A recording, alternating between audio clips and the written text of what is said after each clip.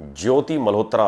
दोस्तों ये नाम तो अब तक आप लोगों ने सुन ही लिया होगा। ज्योति मल्होत्रा यूट्यूबर, पाकिस्तान की एजेंट, भारत के सारे खुफिया राज पाकिस्तान को बता दिए।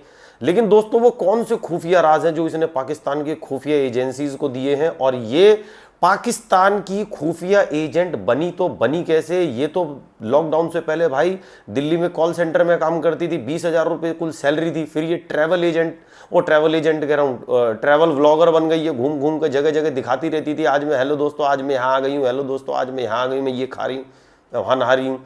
तो ये चीज़ें बताते बताते ये पाकिस्तान की एजेंट बनी कैसे, और वो सारे खुफिया राज जो कि हिंदुस्तान के खुफिया एजेंट को भी नहीं पता होते, मोदी तक को नहीं पता होंगे, राष्ट्रपति को नहीं पता होते। भाई साहब इतने खुफिया राज इसको पता कैसे चले? ये कैसे खुफिया एजेंसीज वाले जो है हिंदुस्तान के इसको मिले, जिन्होंने इसको ये खुफिया राज दिए, और वो सारे खुफिया राज जो है इसने पाकिस्तान को बता दिए। पाकिस्तान को इसने बता दिए सारी सुरंगों के रास्ते, क्योंकि पहलगाम में जो सुरंगों के रास्ते जो आतंकवादी आए थे, कहा जा रहा सूत्रों से पता चला है कि इसी ने वो सारी सुरंगों के रास्ते उनको बताए थे। हमारी सेना की जितनी भी कमजोरियां हैं, हमारे हिंदुस्तान के जो हजारों साल पुराने दबे हुए राज, गहरे राज जो हैं, वो इसको पता कैसे चले, ये कैसे पहुंच गए पाकिस्तान तक वो राज को लेके? तो दोस्तों मैं आप लोगों को बताऊं, ज्योति मल्होत्रा पहले हिंदुस्तान की खुफिया एजेंट थी।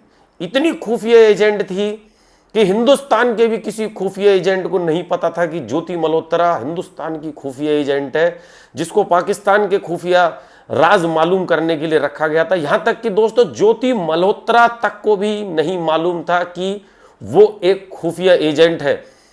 इसीलिए उसको सबसे पहले कॉल सेंटर की नौकरी जब वो देने गई तो उसका इंटरव्यू क्लियर हो नहीं रहा था, करवा दिया गया कि इसको रखो, इसको पकाओ, इसको तैयार करो, पाकिस्तान के खुफिया राज हमें हासिल करने हैं, इसको पकाओ, तराशो। फिर लॉकडाउन के टाइम पे उसने जो ट्रैवल एजेंट करो, ट्रैवल व्लॉगर वो जो बन गई, और फिर वो पाकिस्तान पहुंच गई कैसे कैसे करके। लेकिन वहां जाके उसका माथा फिर गया पाकिस्तानियों से मिलके, और उसने बाजी पलट ली।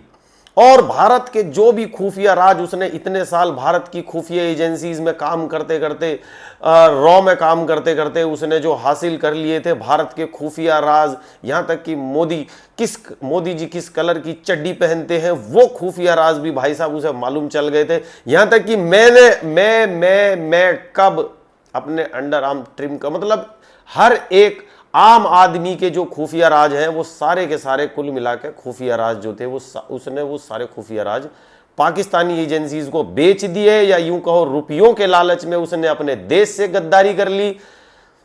भाई अब ये सवाल उठेगा, तुझे कैसे मालूम है कि वो भारत की खुफिया एजेंट थी? नहीं थी, लोग इस बात को यकीन नहीं करेंगे। अगर वो खुफिया एजेंट भारत की नहीं थी, और सवाल यह उठता है कि उसके पास वो खुफिया राज आए कहां से, जो कि हिंदुस्तान के भी किसी खुफिया एजेंट को नहीं पता। पहलगाम में आतंकवादियों को हिंदुस्तान में लाने में मैंने खबर में सुना कि उसने पूरी मदद करी उन आतंकवादियों की, उनके लिए चाय बिस्कुट तक का इंतजाम जो है ज्योति मल्होत्रा ने करवाया, बकरी के दूध का। मुझे सूत्रों से पता चला है ज्योति मल्होत्रा बहुत ही खतरनाक खुफिया एजेंट थी। उसकी याददाश्त भी कमजोर थी, वो बहुत जल्दी भूल जाती थी या भूलने का नाटक करती थी। अब उसको जो है रिमांड दिया जा रहा है, और रिमांड लिया भी जाना चाहिए। भाई साहब ऐसे उसने देश से गद्दारी कर कैसे ली? सवाल ये उठता है दोस्तों, हिंदुस्तान की होकर के, हिंदू होकर के, पक्की सनातनी होकर के उसने हिंदुस्तान के साथ, अपने देश के साथ ये जो गद्दारी करी है, ये गद्दारी भाई साहब मैं तो एक्सेप्ट करूंगा नहीं। तुम करो तो कर लो, मैं नहीं करूंगा भाई। हमें अपने देश की एजेंसीज पे पूरा भरोसा है कि वो जो करेगी सही करेगी। जितने खुफिया राज उसने अपने सीने में जो दबा के रखे इतने सालों से, इतने हजारों सालों से, हमारे देश की जो खुफिया राज है, मैं नहीं चाहता कि वो किसी भी देश की, हमारे खास करके दुश्मन देश की खुफिया एजेंसीज को वो सारे खुफिया राज पता चले। इसलिए मैं चाहता हूं इन सारे राजों को खुफिया ही रहने दिया जाए। खामखाम मैं सारे खुफिया राज अभी बता दूंगा, फिर ये सारे खुफिया राज अगर वायरल हो गए तो चाइना तक चले जाएंगे, भूटान तक चले जाएंगे, अमेरिका तक चले जाएंगे ये खुफिया राज।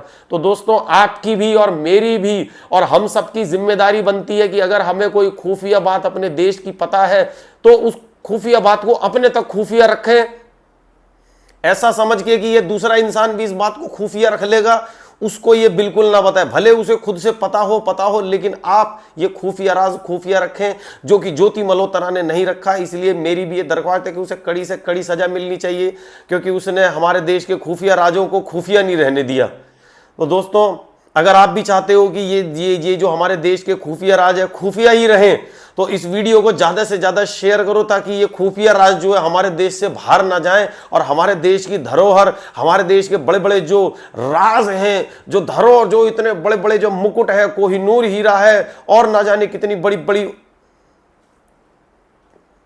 लिखा नहीं था ना, स्क्रिप्ट में नहीं था ये, इसीलिए बीच में टाइम भूल गई, एनर्जी पीछे कर दी, भूल गया। तो दोस्तों, लेकिन खुफिया राज को खुफिया रखो, बस हमारी जिम्मेदारी है अपने देश के प्रति। अगर आप भी सच्चे देशभक्त हो तो इस वीडियो को ज्यादा से ज्यादा शेयर करो और खुफिया राज को खुफिया रहने दो। Thank you so much. जय हिंद, जय भारत, जय भोलेनाथ। ज्योति मल्होत्रा के नाम पे पता होना चाहिए हर इंसान को ज्योति मल्होत्रा कौन है, ताकि आज के बाद इस देश से कोई गद्दारी ना करे और देश के खुफिया राज ऐसे किसी दुश्मन देश की खुफिया एजेंसीज को ना दे खुफिया।